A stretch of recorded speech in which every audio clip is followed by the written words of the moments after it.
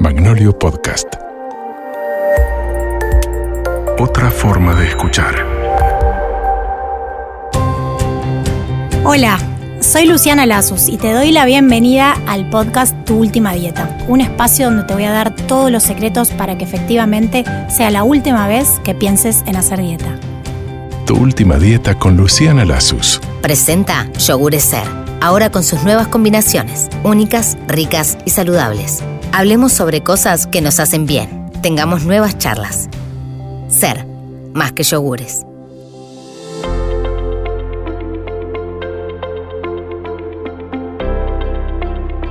La emoción es el instante en que el acero choca contra una piedra, hace brotar una chispa, pues la emoción es la fuente principal de toda toma de conciencia. Carl Jung. Llegamos casi a la mitad del camino, o pasamos un poquito la mitad del camino de este recorrido, al cual los invité desde el primer día del primer capítulo de este podcast, Tu Última Dieta. Y hoy vamos a estar hablando y vamos a estar buceando en un área que comúnmente es la menos atendida y es la que más frecuentemente tiene todo que ver y el nudo más grande en aquel iceberg que hablábamos unos capítulos atrás, en las causas o las razones por las cuales uno y otro esfuerzo que hiciste, sostenido o no sostenido, en distintos momentos de tu vida, pero que no han dado resultado en el largo plazo o que has tenido que volver a empezar.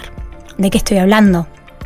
Capaz que ya te lo imaginás o capaz que te va a sonar a qué está diciendo esta nutricionista. Estoy hablando de las emociones. Emociones que yo le llamo y que defino firmemente, las emociones suman kilos. El estrés puntualmente, que es, digamos que otra que moneda corriente en estos tiempos y en estas épocas y en estos últimos meses y seguramente en los que vienen, engorda realmente. Y hay una diferencia entre hambre emocional y hambre real que una vez que podemos entender, identificar, podemos resolver. Así que la primera noticia es que el estrés y las emociones sí suman kilos y la siguiente es que tenemos alternativas, estrategias y hay manera de resolverlo o por lo menos encaminarlo. Seguramente en los próximos minutos te sientas identificado o encuentres explicaciones a cosas que viviste siempre y que pensabas que eran tu responsabilidad o tu culpa o que estaba en tus manos resolver y no podías. Y alivia tanto saber cuando uno tiene la información.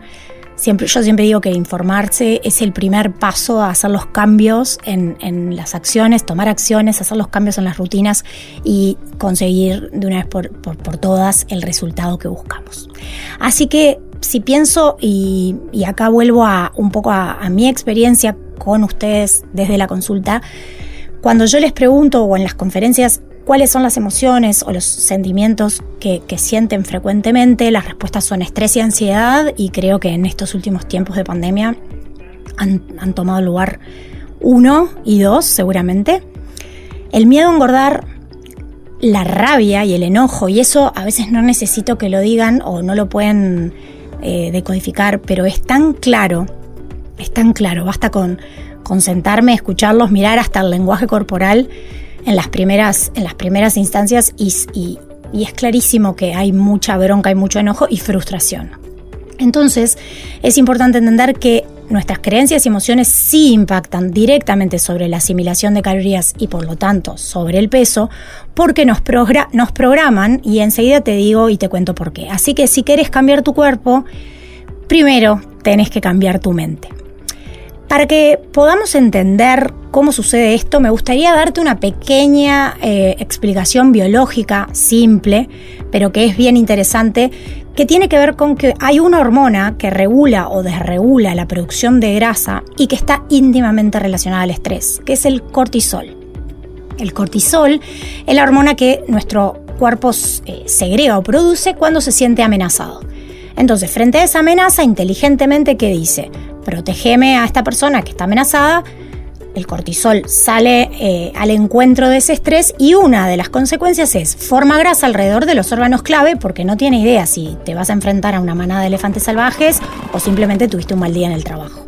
Entonces la consecuencia del estrés crónico repetido, si además se combina con etapas hormonales complejas en las cuales la formación de grasa, ejemplo menopausia o ejemplo lactancia, sean parte de la etapa, la combinación es letal o puede ser una bomba. Entonces el estrés aumenta el cortisol y ese estrés, no importa si es real o imaginario, no importa si efectivamente te va a atacar una manada de elefantes o no, lo que percibís es que sí estás en ese peligro y tu cuerpo responde de esa manera. Así que la primera solución, que puede no ser tan sencilla, pero es por la que vamos a tratar de caminar un rato en este capítulo de hoy, es buscar alternativas para gestionar el estrés, entenderlo e intentar gestionarlo para poder disfrutar. Y para eso es importantísimo otro concepto que también tiene que ver con neurociencia y neurobiología, que tiene que ver con el centro del placer. Comer, como ya dijimos en algún otro capítulo de este podcast, tiene o cumple en nuestras personas la función de generar placer. Recorre la misma ruta hedónica que otras situaciones que nos puedan generar placer. Entonces, si nosotros permanentemente restringimos sistemáticamente una y otra vez nuestro cerebro y nuestro cuerpo de alimentos ricos, de disfrute, de momentos emocionales que fluyan con la comida, en definitiva el cuerpo va respondiendo a eso y poniéndose en un modo ahorro absoluto. Y cuando querés hacer cosas, crees que te falta voluntad y eso no es exactamente lo que está pasando. En este caso, la voluntad no es voluntaria, ¿sí? Algunos síntomas que me gustaría que pudieras tener claros de que tu cortisol puede estar demasiado elevado, tiene que ver con cambios en tu comportamiento, o sea, estar permanentemente irritable, sentirte irascible, tener ganas de llorar mezcladas con mal humor permanente. Algunos síntomas físicos, el estrés genera síntomas físicos. El cansancio permanente es uno de ellos, ¿sí? Aunque vos digas, pero no hice nada. Bueno, pero tu estado de alerta permanente te genera un cansancio que después a la larga termina detonando las glándulas que son las encargadas de producir ese cortisol. Las glándulas llega un momento que dice, yo no puedo producir más, manejate con otros sistemas y esos mecanismos de compensación hacen que ese estrés se transforme en lo que llamamos una fatiga adrenal crónica. Y en esa situación hay que nutrir esas glándulas para volver a reponer. Entonces no queremos llegar a lo crónico, queremos tratarlo antes, pero para eso hay que entenderlo. Así que ese cansancio y esa hambre desmesurada que muchas veces también se ve, aunque se combine con malestar digestivo, porque entre el cerebro y el intestino hay un eje imaginario que tiene todo que ver, y en las personas que su aparato digestivo es el espejo de su alma, no hay forma que cuando está estresado, preocupado o frente a situaciones complejas no tenga algún malestar digestivo. Entonces eso también es un buen indicador: diarrea, estreñimiento, dolor de panza. Hay un montón de elementos digestivos hasta llegar a elementos más complejos. Y después la pérdida de memoria. ¿Viste cuando estás haciendo algo y vas para atrás y decís, ¿qué estaba haciendo? ¿A qué vine? Si te pasa una vez, no pasa nada. Ahora, si permanentemente te cuesta recordar en qué estabas, por qué estabas haciendo eso, qué estabas haciendo, eso también es un gran síntoma de exceso de cortisol y de exceso de estrés. Por otro lado, otro elemento muy frecuente es enfermarte a cada rato. ¿Por qué? Porque el sistema de defensas está interferido, entre otras cosas, por esas exigencias. Así que el estrés, que capaz que en algún momento a algunas personas les puede bajar el apetito, sobre todo cuando está acompañado de angustia y momentos complejos, en general, luego de pasado esa primera etapa de bajar el apetito, genera exactamente lo contrario. Y además aumenta el apetito específico por dulces y azúcar. Entonces, no es poco frecuente ver que cuando hay una situación de estrés importante, sobre todo en la adolescencia o en la juventud más temprana, esos episodios se compensen con atracones y ahí dan origen a los llamados trastornos de conducta alimentaria que hay que tratar y que hay que enfocar y que hay que agarrar a tiempo, idealmente. Así que los efectos o los síntomas o las alertas de que tu cortisol está volando y que del estrés está haciendo estragos son esos que te comenté recién, ¿sí? Pero hay estrategias para manejar concretamente con la comida te voy a dar estrategias que tienen que ver con la emoción y estrategias nutricionales para a su vez poder diferenciar entre esa hambre real biológica o el hambre emocional. Y en el próximo capítulo nos vamos a meter más de lleno en herramientas del mindfulness aplicadas a la comida, que son muy eficientes, muy fáciles de llevar adelante, que no requieren de grandes cursos o formaciones y que realmente ayudan cuando uno le pone foco y entiende y empieza por aceptar que es un comedor emocional, que es decir, come cuando está triste, cansado, aburrido, porque se peleó con alguien, pues está contentísimo, distraído. Es una de las razones más frecuentes por las cuales comemos de más, no nos dimos cuenta, nos terminamos el paquete de galletas, la bolsa de bizcochos, el plato. Entonces son elementos a tener muy en cuenta.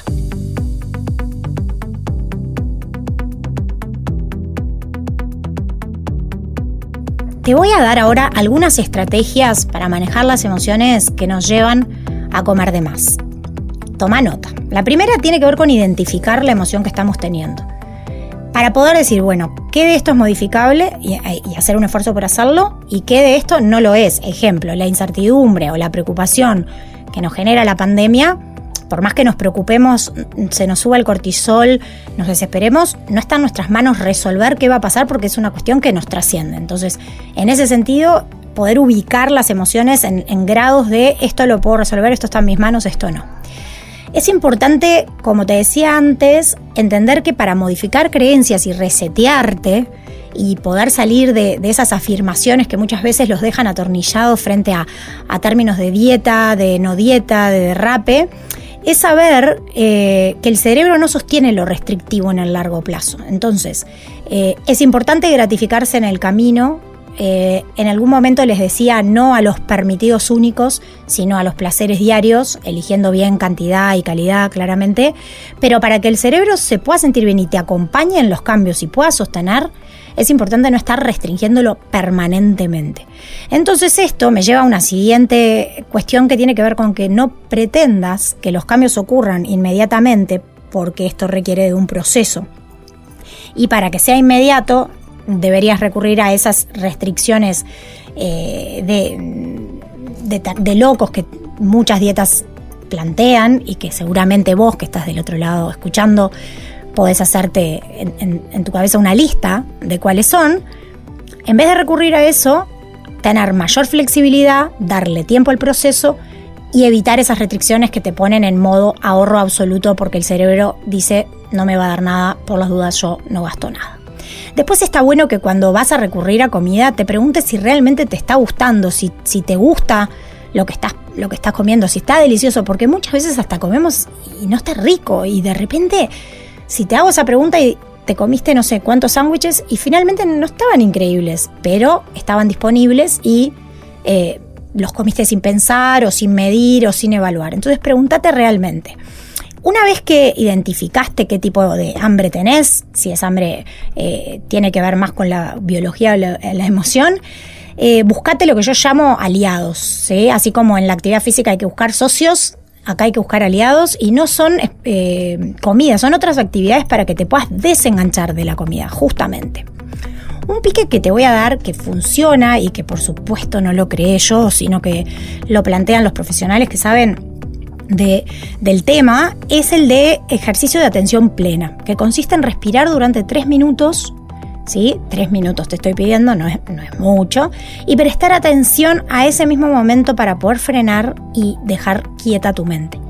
La verdad, no requiere mucho tiempo, pero sí práctica, porque parece algo simple, pero dejar la mente en calma y en blanco es realmente un desafío.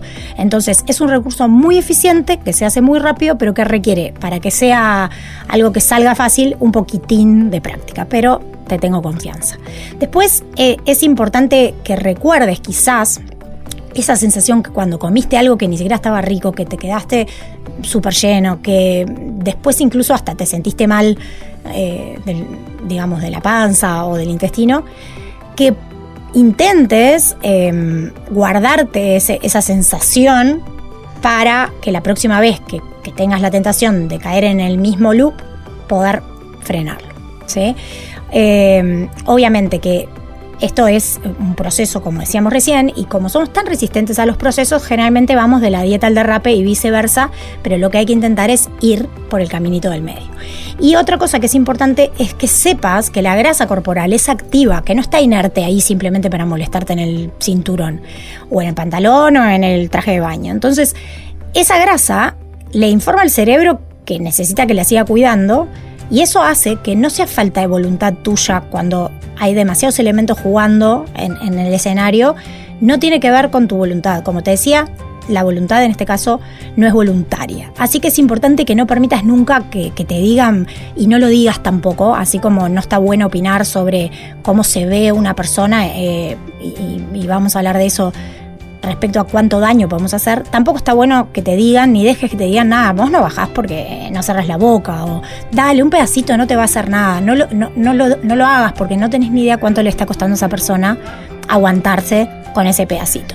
Así que es importante entender eso, identificar también la impulsividad que tiene que ver con comer compulsivamente, y frente a eso no hay duda que estamos requiriendo ayuda profesional. Pedí ayuda, no es tu voluntad, no es tu culpa y necesitas ayuda. Ahora que entendimos que efectivamente las emociones impactan sobre nuestras creencias, generan aumento de peso y sobre todo nos dejan como imposibilitados o nos dejan inmóviles, espero que puedas por lo menos tener una puntita de la madeja para desatar este nudo que, como te decía, es el más frecuente, el más grande y el menos atendido en todos los procesos para bajar de peso.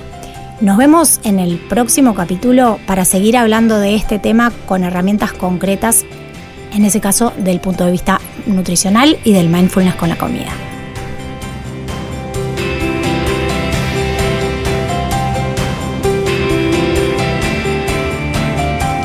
Tu última dieta con Luciana Lasus.